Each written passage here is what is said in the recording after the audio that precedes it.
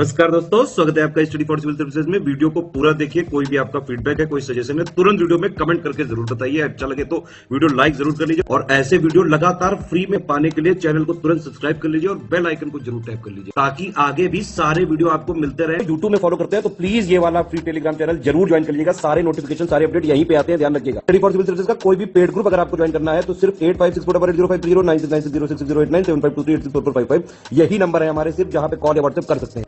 Instagram पे हमारा page जरूर फॉलो कर लीजिएगा, study for civil dot services है। ट्विटर पे हमको जरूर फॉलो कर लीजिएगा, @स्टडी फॉर सिविल्स है। Hello everyone, welcome you all to study for civil services. आज की हमारी डेट है 10th ऑफ February। सबसे पहले हम 10th February के इंपॉर्टेंट आर्टिकल्स को देख लेते हैं। सबसे पहले है डॉक्टर जाकिर हुसैन। अर्थक्वेक आप लोगों ने जरूर सुना होगा, अर्थक्वेक के बारे में। इंडिया कनाडा के रिलेशंस, लॉयर्स को जजेस की तरह अपॉइंट करना, deep fake voice, climate change and hydro power generation. सबसे पहला है हमारा जाकिर हुसैन। क्यों? क्योंकि अभी रिसेंटली ही जो हमारी प्रेसिडेंट है श्रीमती द्रौपदी मुर्मू, इन्होंने जाकिर हुसैन को अभी अपनी जो ट्रिब्यूट्स हैं 8 फरवरी को यहाँ पे उनकी जयंती पर यहाँ पर पुष्पांजलि भेंट करी है। सो डॉक्टर जाकिर हुसैन खान ये भारत के प्रेसिडेंट रह चुके हैं, फॉर्मर प्रेसिडेंट। 1967 में ये अपॉइंट किए गए थे और उनके करीब ठीक 2 साल बाद उनकी डेथ हो जाती है। देखिए, जाकिर हुसैन उस समय प्रेसिडेंट थे और जब किसी प्रेसिडेंट की डेथ हो जाती है तो उनकी जगह पे कौन आते हैं? जो उस समय वाइस प्रेसिडेंट सर्व कर रहे थे। उस समय वाइस प्रेसिडेंट जो इनकी डेथ के समय यहाँ पर आते हैं वो कौन है? वी गिरी। ठीक है, क्योंकि इनकी जो डेथ है वो अपने ही टाइम पीरियड में टेन्योर में हो जाती है। इसकी वजह से जो उस समय के वाइस प्रेसिडेंट थे उनको यहाँ पर पोस्ट संभालनी पड़ी थी। ठीक है, सो इस तरीके से याद रखिएगा। आगे बढ़ते हैं। जाकिर हुसैन के बारे में और चीजें देखना है। ये काफी एक बड़े एजुकेशनिस्ट भी थे और इनका जो जन्म है वो कहाँ पे हुआ था? हैदराबाद में, जो उस समय हैदराबाद हुआ करती थी। और एक पश्तून अफरीदी फैमिली में इनका जन्म हुआ था। इन्होंने अपनी जो पढ़ाई है वो कहाँ से करी थी? जो कॉलेज सर सैयद अहमद खान ने बनाया था, जिसको हम कहते हैं Mohammedan Anglo Oriental College. Mohammedan Anglo Oriental College, अब जिसका नाम क्या हो गया है? अब इसको हम कहते हैं अलीगढ़ मुस्लिम यूनिवर्सिटी, राइट, AMU। फिर इसके बाद इनके बारे में और चीजें देखते हैं। ये जो है 23 साल की उम्र में इन्होंने जामिया मिलिया इस्लामिया, जानते हैं सब लोग, नाम सुना होगा, ये one of the founding member थे वहां के और ये वाइस चांसलर भी बनते हैं। साथ ही गांधी जी के साथ भी जुड़े हुए थे।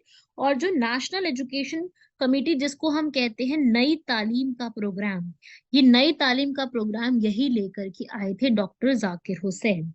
अलीगढ़ मुस्लिम यूनिवर्सिटी के भी ये वाइस चांसलर रहे हैं, पद्म भूषण विभूषण भी इनको मिल चुका है। ये बिहार के गवर्नर भी रही हैं जस्ट बिफोर जब इनको वाइस प्रेसिडेंट बनाया गया था। ठीक है, पहले ये वाइस प्रेसिडेंट थे, फिर ये प्रेसिडेंट बनते हैं। और ये पहले ऐसे मुस्लिम थे जिन्होंने इतनी बड़ी पोस्ट को यहाँ पर हासिल किया था। तो ये सब फैक्ट्स इनके बारे में आपको याद रखने हैं, आप ये पढ़ सकते हैं। ये मतलब आपको जो बता रही हूँ वो आप याद रखना इनके बारे में। ठीक है, और एशिया का सबसे बड़ा रोज गार्डन, मैं आपको ये बता दूं एक इंपॉर्टेंट फैक्ट, एशिया का सबसे बड़ा रोज गार्डन कहाँ पे लोकेटेड है? चंडीगढ़ में। चंडीगढ़ में है, जिसमें 1600 से ज्यादा रोज की वेराइटीज हैं। वो किनके नाम पे रखा गया है? इन्हीं के नाम पे रखा गया है, Zakir Hussain rose garden. Clear होगी बात ये वाली? तो आप ये एक फैक्ट भी याद रखिएगा, इससे भी क्वेश्चन बन सकता है। वैसे भी आपको पता होना चाहिए रोज गार्डन सबसे बड़ा कौन सा है, ये भी याद रखना। ठीक है, अब उसके बाद ये जब उनका टेन्योर चल रहा था तभी Canada, Hungary, Yugoslavia, USSR, Nepal, इन सब वेराइटीज में कई जगह पे गए हैं और गए इन कंट्रीज में। साथ ही साथ इनको बहुत इंटरेस्ट था मुगल गार्डन्स के अंदर, जो है मुगल गार्डन जिसका अब नाम अमृत उद्यान कर दिया गया है, वहां पर इन्होंने बहुत सारी न्यू रोज की वेराइटीज भी इंट्रोड्यूस करवाई थी। तो एक ये भी वाला फैक्ट याद रखिएगा। बाकी उर्दू लैंग्वेज में काफी चीजें लिखा करते थे, इन्होंने उर्दू की ट्रांसलेशन भी बहुत ज्यादा करी है इकोनॉमिक्स के ऊपर, क्योंकि खुद एक इकोनॉमिस्ट थे ना। तो उसी रिस्पेक्ट में उन्होंने काफी सारी ऐसी बुक्स वगैरह लिखी है। इन्होंने एक सीरीज बुक की स्टार्ट करी थी जिसका नाम है जुबान बुक्स। दिल्ली यूनिवर्सिटी में आज भी अगर कोर्स करना है तो इनकी काफी सारी बुक्स जो है वो पढ़ाई जाती हैं। ठीक है, तो एक मतलब ये छोटे मोटे फैक्ट्स मैं आपको बता रही हूँ, इसको भी आप लोग याद रख सकते हैं। उसके अलावा मैं बात करूं तो इनकी जो है हार्ट अटैक इनको पहले आया था, और उसके बाद एकदम से कुछ दिनों बाद इनको जबरदस्त एक और हार्ट अटैक आया जब ये राष्ट्रपति भवन में ही बैठे हुए थे। और उसी दिन ही वाइस प्रेसिडेंट वीवी गिरी को यहाँ पे शपथ दिला दी गई थी, और उस दिन जो है सरकार ने पूरा एक जो है शोक दिवस जिसे हम कहते हैं वो मनाया गया था।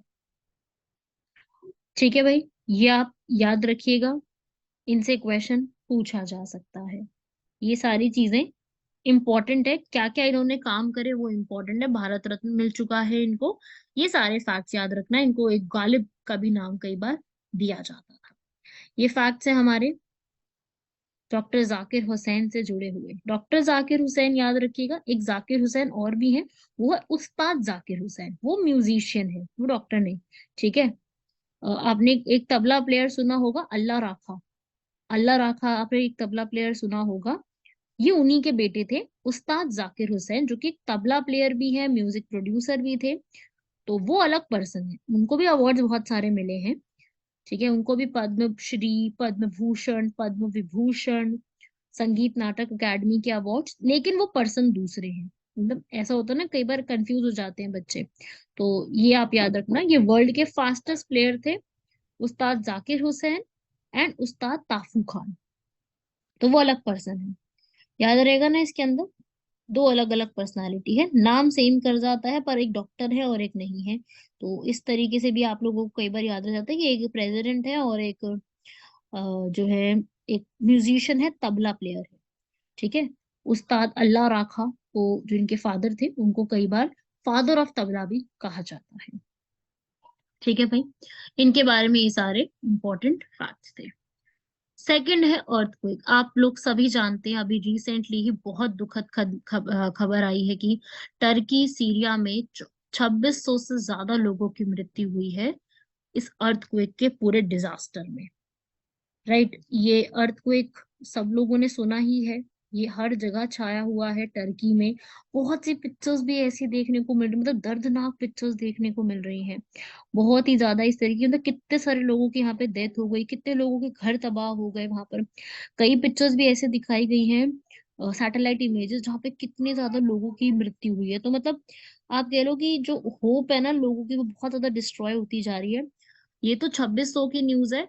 अभी अगर मैं प्रेजेंटली बात करूं तो बहुत ज्यादा लोगों की यहाँ पे डेथ हो गई है। प्लस कोल्ड भी बहुत ज्यादा उस रीजन में हो रहा है अभी। बहुत सी बिल्डिंग्स वहां पे पूरी कोलैप्स कर गई है, कोलैप्स समझते हो, पूरी तबाह हो गई है। और ऐसा नहीं कि पहली बार अर्थक्वेक आया है टर्की में, टर्की में काफी बार अर्थक्वेक आ चुके हैं। टर्की की मैं बात करूं तो टर्की जो है उसकी एक कैपिटल है अंकारा। टर्की की कैपिटल है अंकारा। ठीक है, लेकिन टर्की की सबसे इम्पोर्टेंट जगह जो कि फाइनेंशियल वगैरह चीजों के लिए जानी जाती है, सबसे बड़ी भी है, वो है इस्तांबुल। नाम जरूर सुना होगा आपने इस्तांबुल का, राइट, कई मूवीज वगैरह में भी सुना होगा। तो ये टर्की जो है ये काफी बड़ी रीजनल पावर है अपने रीजन में। ये G20 का भी मेंबर है। इवन जो अभी G20 हमारे भारत में चल रहा है उसका मेंबर भी है टर्की। इस पे यूपीएससी ने सवाल भी किया था कि कौन कौन से मेंबर्स हैं, इस पे भी क्वेश्चन आया था। तो अभी हम अर्थक्वेक के बारे में समझेंगे पहले कि ये एक्टिविटीज जो हुई हैं यहाँ पर, ये कौन कौन से रीजन में हुई है। देखिए, अर्थक्वेक जो है कि अर्थ का एकदम शेक हो जाना, सडनली एकदम शेक हो जाना, अर्थ के लिथोस्फेयर में एकदम से सिस्मिक एक्टिविटीज जनरेट होना। सिस्मिक वेव्स क्या होती हैं, जो अर्थ में वेव्स ट्रैवल करती हैं उसकी वजह से एक वेव्स डेवलप होती हैं। चाहे वो वॉल्केनिक इरप्शन की वजह से हुई हो, किसी भी रीजन की वजह से होती है। और जो इसको स्टडी करते हैं पूरी वेव्स को, और जो पूरा यहाँ पे बताते हैं, उनको हम कहते हैं सिस्मोलॉजिस्ट्स। जो यहाँ पर पूरा रिकॉर्ड करते हैं कि कितना एम्पलीट्यूड से आया, कितना उसका इंटेंसिटी थी। नेचुरली आते हैं कई बार अर्थक्वेक जो है, जब जो प्लेट्स है वो टकरा जाती हैं। तो कई बार जो है प्लेट की वजह से, प्लेट बाउंड्रीज की वजह से अपने आप अर्थक्वेक डेवलप होते हैं। बाकी कईयों के डिफरेंट डिफरेंट रीजंस भी हो सकते हैं। जैसे अगर मैं वर्ल्ड में बात करूं, तो अर्थक्वेक की अगर मैं स्पेशली बात करूं कि डिस्ट्रीब्यूशन किस तरीके से है, कहाँ कहाँ पे अर्थक्वेक जो है वो देखने को मिलते हैं, तो सबसे ज्यादा जो है वो जो पैसिफिक बेल्ट है ना, क्योंकि वो हॉट स्पॉट है, वहां पे वॉल्केनो भी बहुत ज्यादा आते हैं। तो 65% जो है अर्थक्वेक आपको किस रीजन में मिलेंगे, सरकम पैसिफिक बेल्ट या फिर पैसिफिक ओशन, जिसको रिंग ऑफ फायर भी कहते हैं, उसी रीजन में मिलेंगे। बाकी अटलांटिक ओशन के पास, कॉन्टिनेंटल बेल्ट के पास कई सारे रीजन है। ऐसा मतलब प्रेडिक्शन तो काफी सारी रही है कि कई जगह पे आते हैं। अगर टर्की की बात करूं वहां पे क्यों आए हैं, वहां की एक प्लेट है एनाटोलियन प्लेट, जो कि टर्की में है। और टर्की का रीजन वहां पर जो है पूरा वो वही एरिया, यूरेशिया, अफ्रीका, अरेबियन और एगियन प्लेट से यहाँ पर कॉन्ट्रैक्ट करती है, जिसकी वजह से जब वो प्लेट यहाँ पे मूव करती है, उसकी वजह से अर्थक्वेक में मतलब अर्थ के अंदर एक एक्टिविटी जनरेट होती है। और वही जो प्लेट है जहाँ पे एनाटोलियन प्लेट, जहाँ पे और ये टर्की सिचुएटेड है, उस रीजन में यहाँ पर इस तरीके से आप देखो एक स्ट्रक्चर डेवलप हो जाता है, जहां पर अर्थक्वेक का जो इंटेंसिटी होती है वो यहाँ पे जो निकलती है, उस पॉइंट को हम हाइपोसेंटर कहते हैं, उसके जस्ट ऊपर वाले लाइन को हम एपिसेंटर कहते हैं। बाकी अर्थक्वेक जो यहाँ पे डेवलप हुए हैं टर्की में, वो इसी वजह से हुआ है क्योंकि वहां की प्लेट जो है ना वो बहुत ज्यादा रिस्क पे रहती है। इससे वहां की बिल्डिंग्स भी कोलैप्स इसी वजह से करती हैं। और वहां पे जो पूरी अभी तक बनाई गई आर्किटेक्चर की मैं वहां पे बात करूँ तो उतना खास आर्किटेक्चर नहीं है। और जब ये 1923 में बना था टर्की, तब से वही आर्किटेक्चर चलता आ रहा है। और ये आर्किटेक्चर किससे इंस्पायर्ड है, जो वहां पे एक रूल करते थे, ओटोमन एम्पायर। ठीक है, ऑलमोस्ट जितना भी डिजाइन इन्होंने लिया है वो जर्मनी और ऑस्ट्रिया से कॉपी किया हुआ है। और बिल्डिंग्स जो है वहां पर मैं बता दूं तो कि अर्थक्वेक में, वहां अर्थक्वेक आने का सबसे बड़ा रीजन है कि भाई कि वहां के जो, ऐसा कहा जाता है कि वहां के जो बिल्डर्स हैं, उन्होंने वहां के जो रूल और चीजें यूज करनी थी वो बहुत ही ज्यादा कम की है करप्शन की वजह से। ठीक है, और ऐसा भी बोला गया था कि वहां पे जो है अर्बन प्लानिंग जो होती है, अर्बन प्लानिंग को हम क्या कहते हैं, जोनिंग। जो वहाँ के जोनिंग के लॉस थे कि भाई अर्बन एरियाज को प्लान कैसे किया जाएगा, कैसे बिल्डिंग डेवलप की जाएगी, उसमें भी इन्होंने काफी सारी अनलाइसेंस्ड बिल्डिंग्स को यहाँ पे लाइसेंस दिया हुआ था। तो ये सब कोड वहां पे खराब होने की वजह से अभी 2023 में जो सीरिया और टर्की में अर्थक्वेक आया 6 फरवरी 2023 को शुरू हुआ, बढ़ते बढ़ते होने लगा। पहले सेंट्रल टर्की में आया, सीरिया में आया, फिर बढ़ते बढ़ते ये चीज बढ़ने लगी। ठीक है, और आप कह सकते हैं काफी स्ट्रॉन्गेस्ट अर्थक्वेक इसको कहा जा रहा है आज के टाइम का, सबसे स्ट्रॉन्गेस्ट अर्थक्वेक। आफ्टर शॉक्स बहुत लगी। आफ्टर शॉक क्या होते हैं, अर्थक्वेक आया स्मॉल, उसके बाद बड़ा अर्थक्वेक आ गया, बाद में ज्यादा बड़ा शॉक लगा, उसे कहते हैं आफ्टर शॉक लगना। तो ये आफ्टर शॉक बहुत ज्यादा देखा गया। और कैजुअलिटी जिसे हम कहते हैं कि लोगों की जो डेथ है, वो भी काफी सारा जो है अभी देखने को मिल रही है।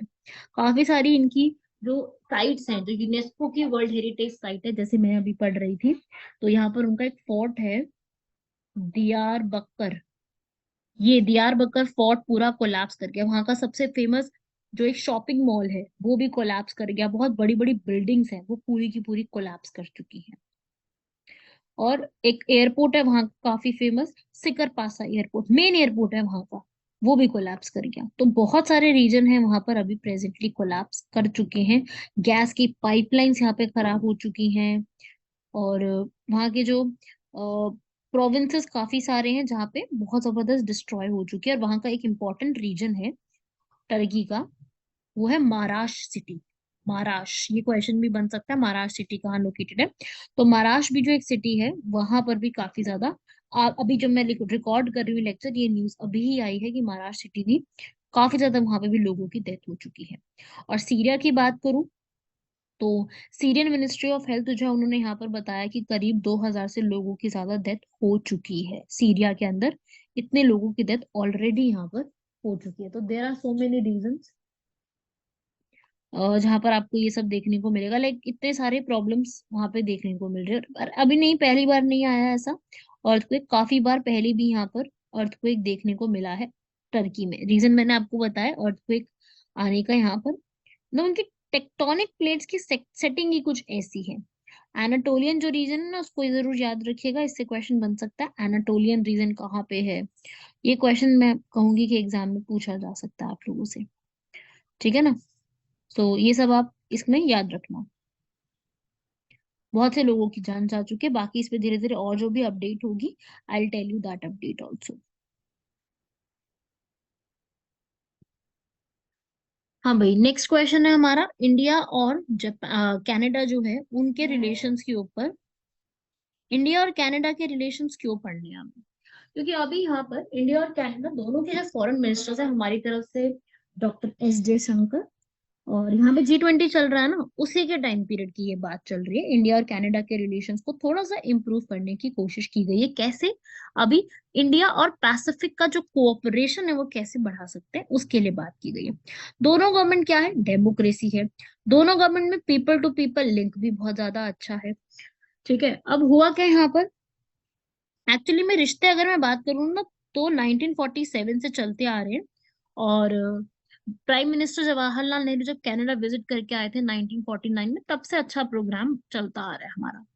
लेकिन क्या होता है, एक्चुअली में प्रॉब्लम कहाँ पे आती है, होता ये है कि एयर एयर इंडिया की एक फ्लाइट थी 182, एयर इंडिया फ्लाइट 182। ठीक है, वो कैसे, कहाँ से कहाँ को जा रही थी, मैं एक स्टोरी बता रही हूँ, उसको ध्यान से समझना। हुआ क्या कि मॉन्ट्रियल मॉन्ट्रियल कनाडा में है, मॉन्ट्रियल से होते हुए लंदन, लंदन से होते हुए दिल्ली, दिल्ली से होते हुए मुंबई, इस रूट पे 1985 में एक फ्लाइट जा रही थी। ठीक है, और इसमें मॉन्ट्रियल से जब ये लंदन जा रही थी, अटलांटिक ओशन में एक बॉम्ब, यहाँ पर एक कैनेडियन सिख थे, उन्होंने यहाँ पर प्लान किया था।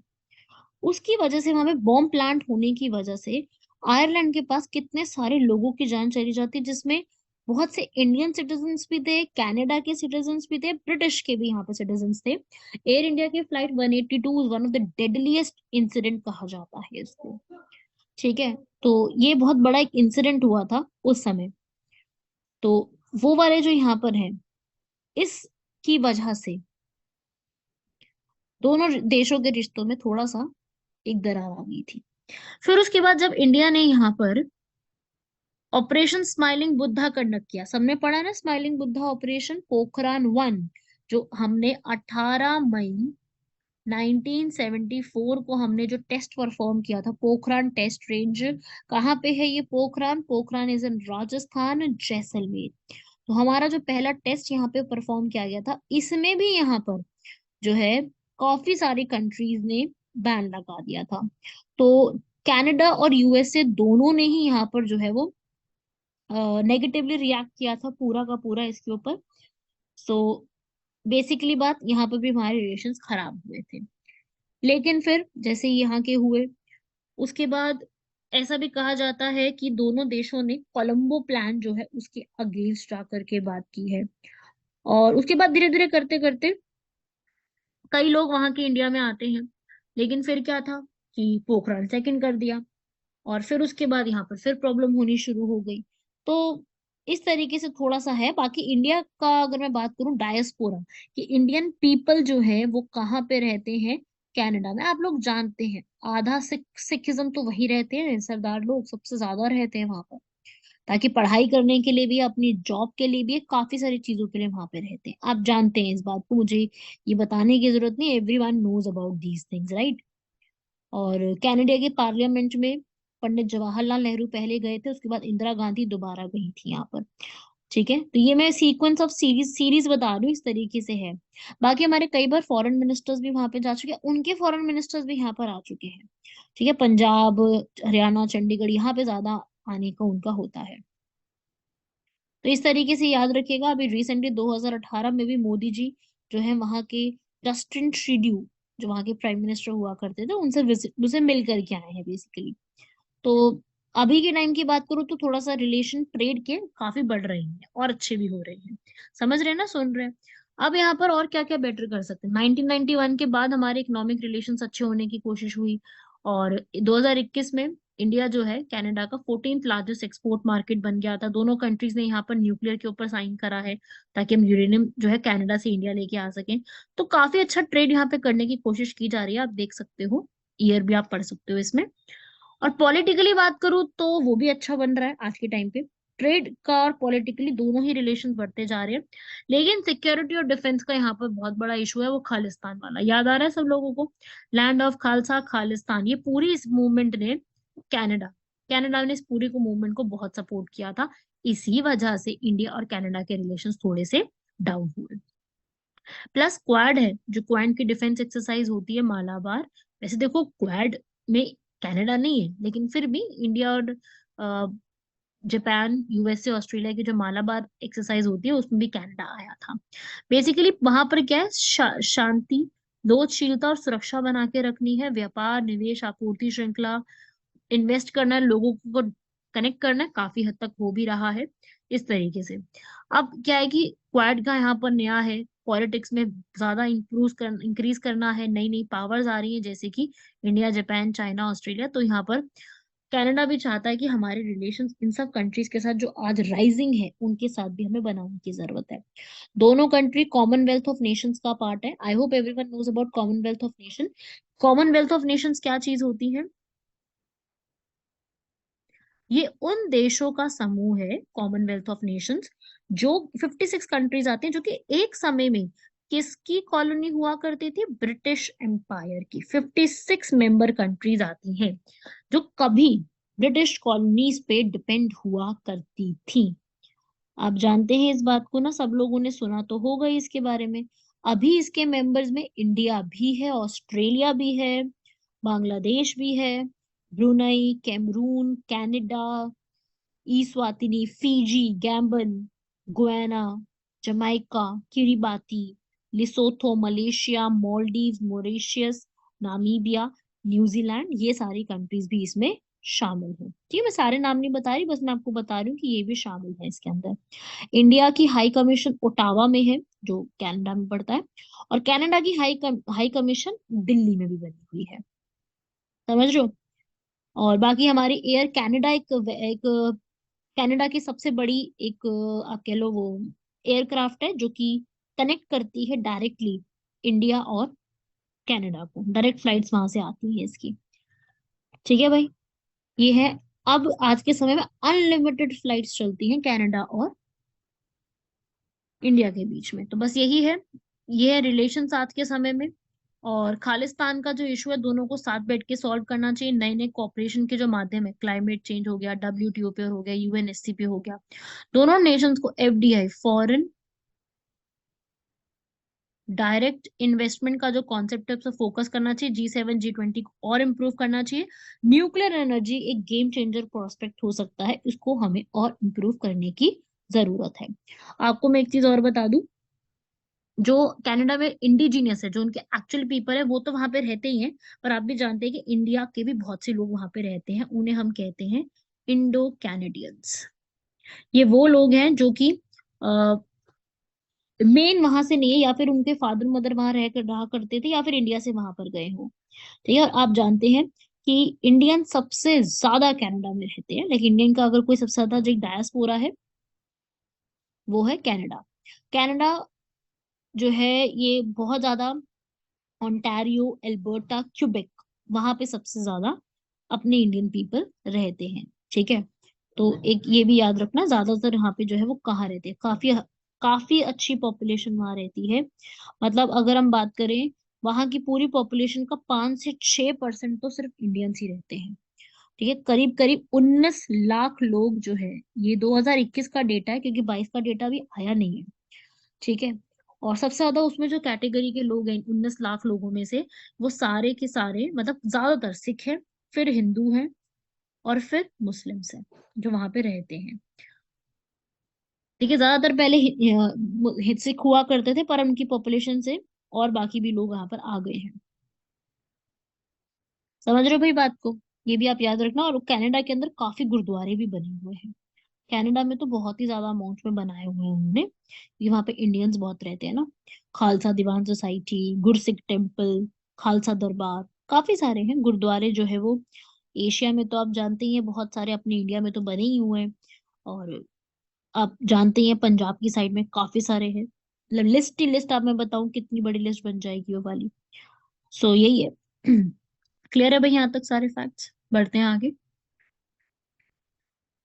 अपॉइंटमेंट ऑफ जजेस एज लॉयर्स, अभी रिसेंटली जो है advocate L L Victoria Gauri, इनको यहाँ पर मद्रास हाई कोर्ट में जो है रिकमेंडेशन के थ्रू यहाँ पे लाया गया है।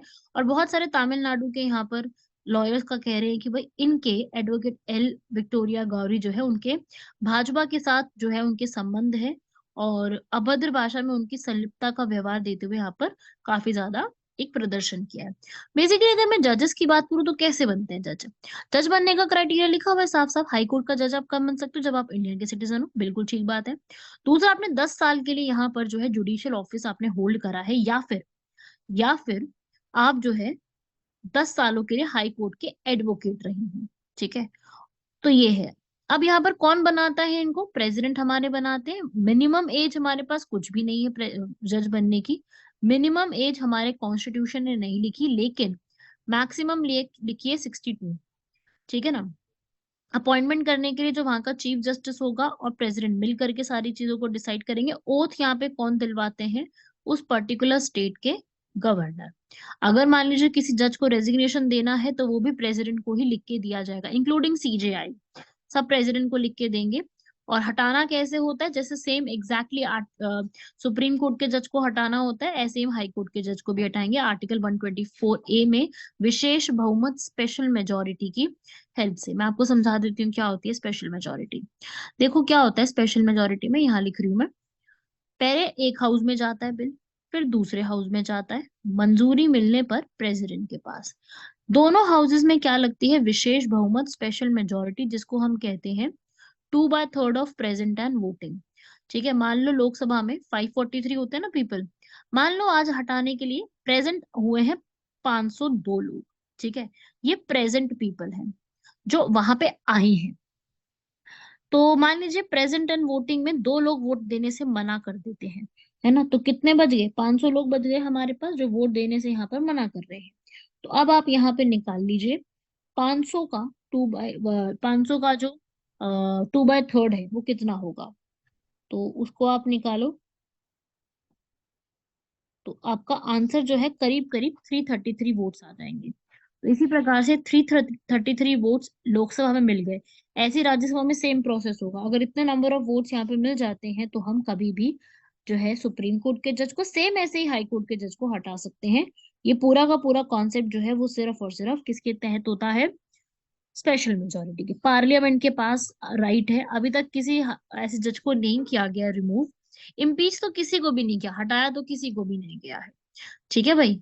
और बाकी बिल्कुल ये भी पॉसिबल है कि एक जज को दूसरे हाई कोर्ट से, वन हाई कोर्ट से दूसरे हाई कोर्ट में ट्रांसफर कर दिया जाए, ये भी एग्जैक्टली पॉसिबल है।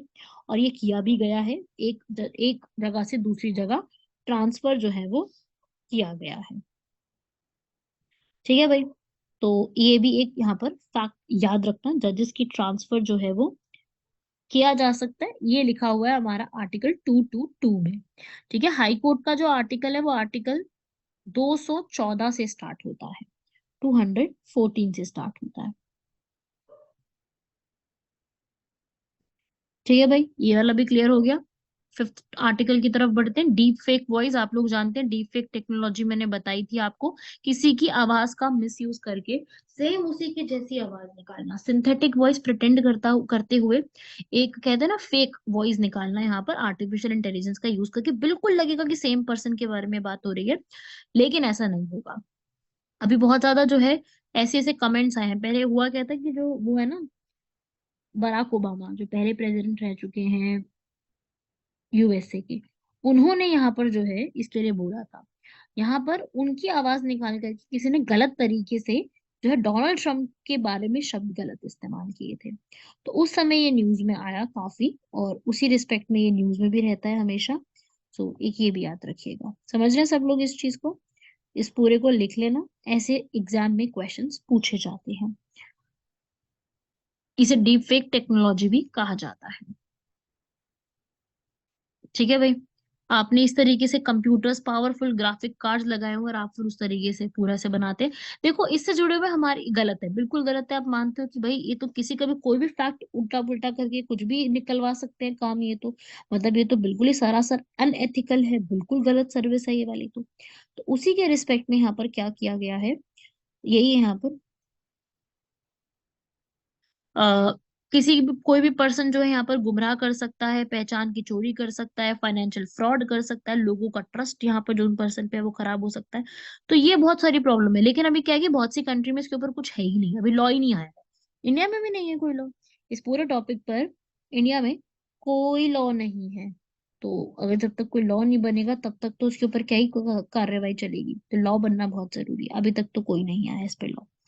ठीक है भाई, तो इस तरीके से भी याद रखिएगा इसमें। बाकी काफी सारे रिसर्चर्स ने इसको जो है डिटेक्ट करने की कोशिश करी है। और हमारे इंडिया में इस तरीके से अभी जो है कोई भी ऐसा लॉ नहीं है। हाँ, ये जरूर कहते हैं किसी को बदनाम करने की कोशिश करते हो तो आईपीसी की धारा 500 के तहत आप पे केस होगा। लेकिन डिफेमेशन में अभी आर्टिफिशियल इंटेलिजेंस वर्ड का अभी तक तो यूज नहीं किया गया है। बाकी इंडिया जो है अभी मैं यही कहूंगी कि अगर ये आर्टिफिशियल इंटेलिजेंस से जुड़ी हुई जितनी भी बातें हैं उसमें इंडिया अभी सफिशिएंट नहीं है नए लॉज बनाने के लिए। जरूरत है पर बनाए नहीं गए हैं। बात यही है कि जरूरत है उसके ऊपर, पर अभी तक जो है उसके ऊपर कोई भी लॉ बनाया नहीं गया है। लॉ बनेगा तब फाइनलाइज होगा उसमें, पर अभी तक इसमें कोई लॉ नहीं बना है।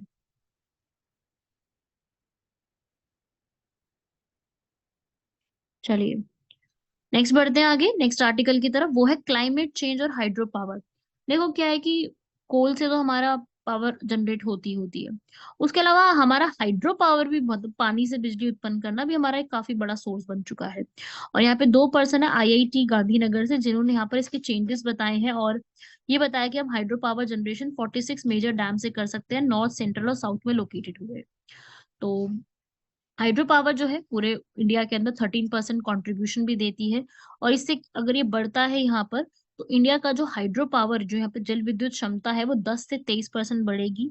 और आगे आने वाले समय में ये चीज बढ़ेगी और जो रेनफॉल का पानी है वो और अच्छे से इस्तेमाल किया जा सकता है इसमें। यहाँ पर जो है कई बार बोला है कि ये रामगंगा, रामगंगा कहाँ पर है भाई? उत्तराखंड है ना। कदाना, ओमकारेश्वर, माहेश्वर, श्री शाम सागर, इन सब के ऊपर यहाँ पर हाइड्रो पावर जनरेट किया जाएगा। साउथ इंडिया में 8 11 में से 8 ऐसे को निकाला गया है जहां पर पावर यहाँ पे नहीं हो सकती है। तो बेसिकली अब क्या है, जो सेंट्रल इंडिया के जो डैम्स है ओमकारेश्वर, कदाना, महेश्वर, यहाँ पे हाइड्रो पावर इलेक्ट्रिसिटी जनरेशन की जा सकती है। ठीक है। बाकी अभी यही है कि आगे आने वाले समय में गर्मी बहुत ज्यादा होगी नॉर्थ इंडिया में, जबकि सेंट्रल और साउथ इंडिया में उतनी ज्यादा गर्मी नहीं होगी। तो अभी आज के टाइम पे तो हाइड्रो पावर इलेक्ट्रिसिटी की जनरेशन की बात करूं तो वाटर जनरेशन पूरा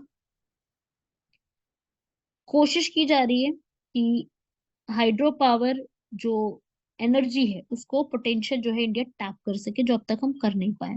वाटर से होता है क्या, तो बहुत तेज वाटर फॉल कर रहा होता है तो उसमें आप मशीन की हेल्प से उसको टैप करके उसको एनर्जी बनाने में इस्तेमाल करते हो। इसको हाइड्रो इलेक्ट्रिसिटी बनाने के लिए तरीका किया जा रहा है। और पूरे वर्ल्ड में जो भी इलेक्ट्रिसिटी प्रोड्यूस होती है उसमें से 1/4 हिस्सा किसका होता है? हाइड्रो इलेक्ट्रिसिटी का। जो कि आपको इसमें बहुत जो कार्बन होती है वो भी बहुत कम होती है, इसके अंदर कोई कार्बन का इतना यूज ही नहीं होता है इसके अंदर। और वर्ल्ड बैंक भी इन कामों के लिए काफी लोन देने के लिए तैयार रहता है। इसके एडवांटेजेस बहुत ज्यादा देखने को मिलते हैं। और ये क्लीन सोर्स ऑफ एनर्जी हम इसको कह सकते हैं, कोयले पे निर्भर ना होके इस पे कर सकते हैं। ठीक है ना। बाकी भारत में पहला हाइड्रो पावर प्लांट जो है वो दार्जिलिंग और शिवा सुंदरम में बनाया गया था। तो इंडिया के अंदर कुछ ऐसा ही सिस्टम है, लिख लो आप लोग इसको। पहला बनाया गया था दार्जिलिंग में, दार्जिलिंग में बनाया गया था इसको 1890, दार्जिलिंग पता ना, वेस्ट बंगाल। और एक बनाया गया था शिवा समुद्र 1902, जिन्होंने यहाँ पर बनाया था। उसके बाद इंडिया जो है भूटान से भी काफी हाइड्रो इलेक्ट्रिसिटी लेता है। ठीक है। और इंडिया में अगर मैं बात करूं हाइड्रो इलेक्ट्रिक पावर प्लांट सबसे बड़ा कौन सा है, तो बिल्कुल कंप्लीट भी और बहुत बड़ा भी है। भारत का सबसे बड़ा यहाँ पे है, वो है Koyna hydro electricity plant. Koyna, Koyna river पे ही है। कहाँ पे है ये कोयना रिवर? महाराष्ट्र। महाराष्ट्र में जो है ये, महाराष्ट्र में कौन सा डिस्ट्रिक्ट? सतारा, सुना होगा ना, सतारा ज्योतिबा फुले का भी जन्म यहीं पर हुआ था। तो ये रिवर पे ही बना हुआ है, कोयना रिवर पे ही बना हुआ है। ठीक है भाई, ये कुछ फैक्ट्स और याद रख लीजिएगा इसमें। बाकी पोटेंशियल बहुत है इम्प्रूव करने का भी, और जैसे जैसे इम्प्रूवमेंट आएगी बताऊंगी मैं। और गोदावरी, महानदी, वामसा धारा, नर्मदा, ये काफी ज्यादा पावर रखते हैं, लेकिन वहां पे पॉपुलेशन ज्यादा है और ट्राइबल पॉपुलेशन जो वहां की है वो अपोज बहुत ज्यादा करती है इन चीजों पे। तो थोड़ा सा इशू है यहाँ पर। ठीक है भाई, चलिए बढ़ते हैं। हमारे यहाँ पर आप देख लेंगे इसको, हमारे इंडिया में किस किस तरीके से कितनी इलेक्ट्रिसिटी आती है आप देख सकते हो। कहाँ कहाँ से फॉसिल्स वगैरह से सबसे ज्यादा आती है, as you can see from the picture maximum fossil से आती है। और फिर उसके बाद आपकी हाइड्रो इलेक्ट्रिसिटी है, और फिर न्यूक्लियर। तो ऐसा है सिस्टम। ठीक है भाई, नेक्स्ट क्वेश्चन है डीजीपी के ऊपर। डीजीपी का मतलब क्या होता है? डीजीपी का सीधा मीनिंग है director general of police, police महानिदेशक। तो डीजीपी की अगर मैं बात करूं कि डीजीपी को कैसे अपॉइंट किया जाता है, तो होता क्या है, पहले तो हम ये समझ लेते हैं कि डीजीपी एक पोस्ट का नाम होता है, जो कि ये एक्चुअली में कब आई थी, एक केस आया था प्रकाश सिंह केस 2006 में। प्रकाश सिंह केस में 7 डायरेक्शंस दिए थे हमारी सुप्रीम कोर्ट ने कि पुलिस में क्या क्या चेंज लेके आओगी। ठीक है, डीजीपी जो है वो एक, इसका मिनिमम 2 साल का टेन्योर होना चाहिए। ठीक है, ऐसा सुप्रीम कोर्ट ने यहाँ पर बोला था। यहाँ पर आप इसमें देख सकते हो, इसमें आपसे इनकरेक्ट पूछ रहा है। इनकरेक्ट, इसके अंदर फिक्स टेन्योर 3 साल का नहीं 2 साल का है। ठीक है, और यहाँ पर जो है पुलिस का पूरा काम देखना, पूरे के जितने भी ट्रांसफर वगैरह कराने होते हैं, और एसआई और एसएचओ, जो वहां पर जितनी भी चीजें हैं ये पर्सन्स की, तो उनको पूरा काम देखना, ये भी इसी डीजीपी की जिम्मेदारी होती है। ठीक है, सुप्रीम कोर्ट जो है वहां पे यूपीएससी सजेस्ट करती है नेम्स को, क्योंकि उनका लेंथ कैसा है, उनका रिकॉर्ड सर्विस कैसा है, कम से कम 30 साल उन्होंने आईपीएस की तरह काम किया हो, तो इस तरीके से चूज किया जा सकता है। तीनों स्टेटमेंट ऊपर की आप पढ़ लीजिए, सही लिखी हुई है। और चौथी गलत है, क्यों? क्योंकि यहाँ पर 3 नहीं 2 इयर्स के लिए अपॉइंट किया जाता है। इसमें सीधा फिक्स होता है डीजीपी के लिए कि 2 इयर्स का आपका एज रहेगा। तो एक ये आप लिख लो यहाँ पर, डीजीपी की जो नियुक्ति की जाती है वो किस प्रकार से की जाती है, यही मैंने आपको समझाया। यूपीएससी सिफारिश करके भेजती है। ठीक है, प्रकाश सिंह मामले में यही कहा था कि कम से कम 3 अधिकारी शामिल करो, यूपीएससी यहाँ पर तीनों में से एक को किसी को चूज किया जाएगा। ठीक है, प्रकाश सिंह बना भारत संघ का जो एक केस था उसी के तहत है, 2 साल के लिए, याद रखिएगा। और कभी भी इनको हटाया जा सकता है, कभी भी ऐसी सुविधा आती है वो यहाँ पर जो है बनाया जाता है। तो डीजीपी याद रखिएगा, ये सेंट्रल गवर्नमेंट ही चूज करती है। लास्ट क्वेश्चन देखेंगे, इंटरनेशनल एनर्जी फोरम। अब ये इंटरनेशनल एनर्जी फोरम क्या चीज है? देखिए, इंटरनेशनल एनर्जी फोरम बेसिकली एक ग्रुप है, काफी बड़ा ग्रुप है एनर्जी के लिए। मैंने आपको इंटरनेशनल एनर्जी एजेंसी भी बताई थी, ये एक तरीके से एनजीओ है। 72 कंट्रीज है, इसमें इंडिया पार्ट है। एनर्जी वाले में इंडिया पार्ट नहीं, मैंने कल ही आपको बताया था, उसमें इंडिया पार्ट नहीं है। इसका हेडक्वार्टर जो है रियाद, सऊदी अरेबिया में बने हुए। 72 कंट्रीज इसके अंदर पार्टिसिपेट करती हैं, जो कि ये बताता है कि एनर्जी को कैसे सिक्योर करना है। और इसके अंदर काफी मेंबर्स है ना, Brazil, China, India, Mexico, Russia, south Africa, सारी कंट्रीज है जहाँ पे ऑयल और गैस पे डिपेंडेंसी बहुत ज्यादा है। ठीक है, तो ये भी एक याद रखना, ये एक ऐसी ऑब्जेक्टिव करके बनाई गई है। सऊदी अरेब रियाद में इसके हेडक्वार्टर्स है। तो इसमें सारी स्टेटमेंट आपकी ठीक लिखी हुई है। क्लियर हुआ सबको यहाँ का लेक्चर? ठीक है, बाकी आप लोगों के कमेंट्स देखे मैंने ग्रुप उसमें वीडियो पर। तो जैसे ही और भी स्टूडेंट्स और भी कमेंट करेंगे, मैक्सिमम कमेंट्स आएंगे, तो बिल्कुल I will make a video on preamble parliamentary committees. ये अलग टॉपिक है, इनके ऊपर भी हम लोग वीडियो बनाएंगे। ठीक है भाई, चलिए ओवर करते हैं क्लास को, मिलते हैं आप लोगों से नेक्स्ट लेक्चर में। बाय एवरीवन, जय हिंद।